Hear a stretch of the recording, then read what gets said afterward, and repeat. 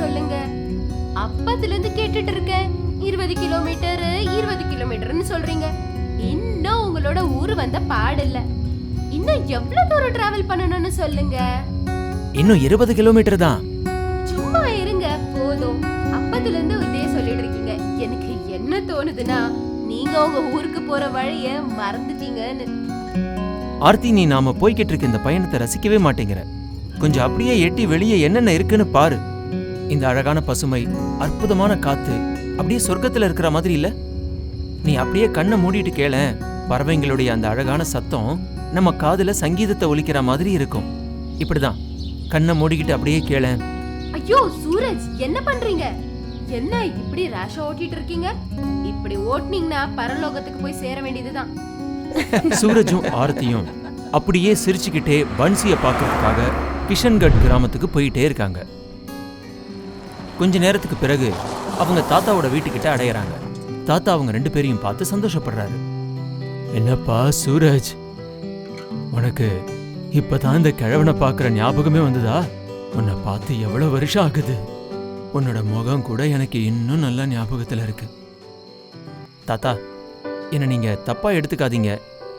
உங்களுக்கே நல்லா தெரியும், அப்பாவும் அம்மாவும் இறந்ததுக்கு அப்புறமா அவங்களுடைய பிஸ்னஸ் எல்லாம் நான் தான் பார்த்துக்க வேண்டியதா போச்சு. வேலையில டைம் கிடைக்கிறதே ரொம்ப கஷ்டமா இருக்கு. ஆனா நேரம் கிடைச்ச உடனே உங்களை பார்க்கறதுக்காக வந்துட்டனே. ஏதோ நீ இப்பவாவது வந்தியே, சந்தோஷமா இருக்கு. ஆமா, இந்த பொண்ணு யாருப்பா? தாத்தா, இவ ஆர்த்தி, என்னுடைய பொண்டாட்டி. நாங்க 1 வாரத்துக்கு முன்னாடி கோர்ட் மேரேஜ் பண்ணிக்கிட்டோம். உங்க 2 பேரோட ஜோடி பொருத்தமும் ரொம்ப அற்புதமா இருக்கு. கடவுள் உங்களை எப்பவும் சந்தோஷமா வச்சிருக்கணும். சரி சரி, ஊருக்கு வந்துட்டீங்க. ஆனா 2-3 நாள் இங்க தங்கிட்டு தான் போகணும். இல்ல தாத்தா, நாங்க இங்க தங்கறதுக்காக வரல. உங்களை எங்க கூட ஊருக்கு கூட்டிட்டு போறதுக்காக வந்திருக்கோம். உங்களை கவனிச்சுக்கிறதுக்கு வீட்டோட மருமகளும் இருக்காளே. இல்லப்பா, என்னுடைய காலம் வரைக்கும் நான் இங்கேயே இருந்துடுறேன். ஏன்னா உங்க 2 பேருக்கும் நான் சுமையா இருக்க விரும்பலப்பா. என்னோட கடைசி ஆசையா உன்னை நான் ஜோடியா பார்த்துட்டேன். அது போதும். என் கனவு நினைவாயிடுச்சு. இனிமே அந்த கடவுள் என்ன நினைக்கிறானோ அதுக்கு நான் கட்டுப்படுவேன். அதனால கொஞ்ச நாள் நீங்க இங்க இருந்துட்டு தான் போகணும். தான் கூட ஊருக்கு தாத்தா வரலங்கிறதுனால சூரஜும் ஆர்த்தியும் கொஞ்ச நாள் தாத்தா கூட தங்குறதுன்னு முடிவு பண்ணாங்க. அடுத்த நாள் சாயந்தரம் சூரஜ் ஆர்த்தியை கிராமத்தை சுத்தி காமிக்க கூட்டிட்டு போனான். சூரஜ் தன்னுடைய குழந்தை பருவத்தை நினைச்சுக்கிட்டே ஆர்த்தி கூட நடந்து போய்கிட்டு இருந்தான்.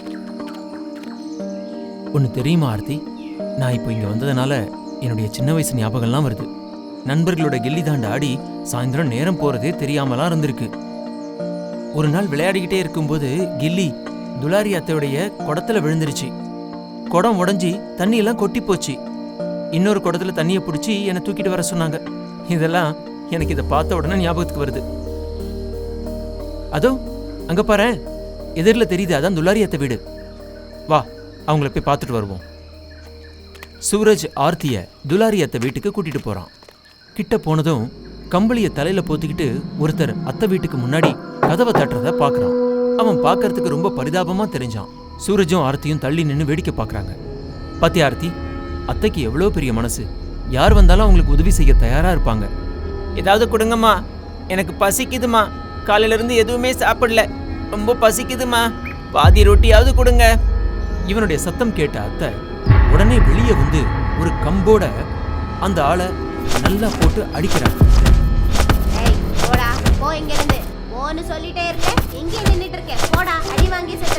சில அடிகளை வாங்கினதுக்கு பிறகு அவன் அந்த இடத்த விட்டு போயிடுறான். சூரஜும் ஆர்த்தியும் அத்தையோட இந்த செயலை பார்த்து ஆச்சரியப்படுறாங்க. சூரஜ், நீங்க சொன்ன கதையே பெரிய விசித்திரமா இருந்தது. ஆனா இங்க ஜனங்க நடந்துக்கிறது பார்த்தா எனக்கு தலை சுத்துது தெரியுமா? இல்ல ஆர்த்தி, அத்தை அந்த மாதிரியான ஆள் கிடையாது. அவங்க கிட்ட கேட்டா தெரியும். வா, என்னன்னு அவங்களே கேட்போம். 2 பேரும் அத்தை கிட்ட போறாங்க. அத்தை அவங்கள பார்த்ததும் ரொம்ப சந்தோஷப்படுறாங்க. அத்தை, ஏன் இப்படி பண்ணீங்க? அவன் பாதி ரோட்டியாவது எனக்கு கொடுங்கன்னு தானே கேட்டான். அப்படி கேட்டவன போய் எதுக்காக அப்படி அடிச்சீங்க? செல்லம், உங்க தாத்தா உங்களுக்கு இந்த கதைய சொல்லலையா? பார்த்தா அவருக்கு இதெல்லாம் மறந்து போச்சுன்னு நான் நினைக்கிறேன்பா. என்னது, அவன் பிச்சைக்காரனா? இல்ல, அவன் பேரு கேசவா. அவன் ரொம்ப பெரிய ஆளு. சொல்ல போனா இந்த ஊர்ல பாதி ஆஸ்திக்கு அவன் தான் அதிபதி. ஆனா அவனோட ஆஸ்தி மேல அவன் கையே வைக்க முடியாது. ஏன்னா ஒரு பேய் அவனுக்கு பாதி ரொட்டி சாபம் கொடுத்துருக்கு. பாதி ரொட்டிக்கு தண்டனையா? நீங்க சொல்றது புரியவே இல்ல அத்தை. ஆமாம்பா, நீங்க நம்பியே ஆகணும்.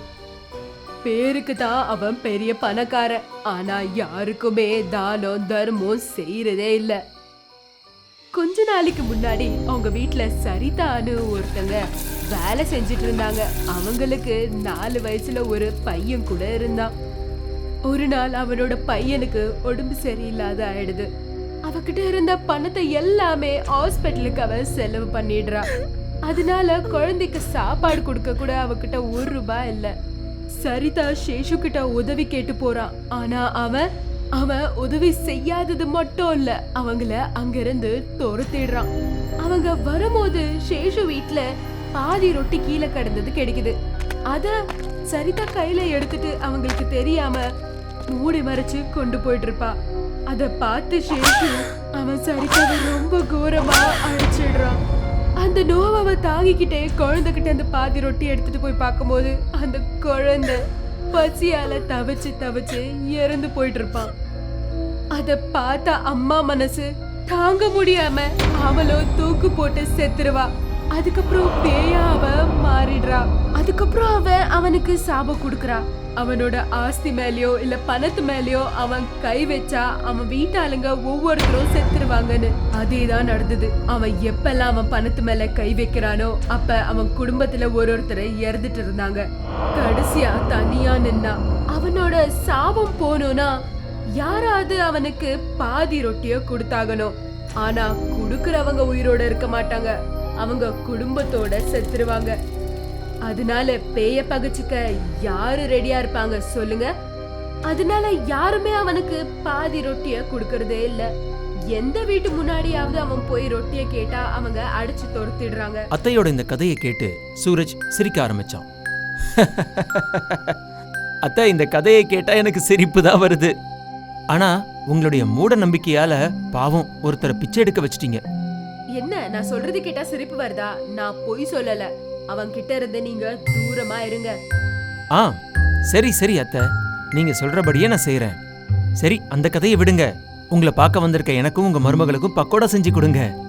அதுக்கப்புறம் அத்தை சொன்ன எல்லாத்தையும் அவன் நகைச்சுவையா தான் எடுத்துக்கிட்டான்.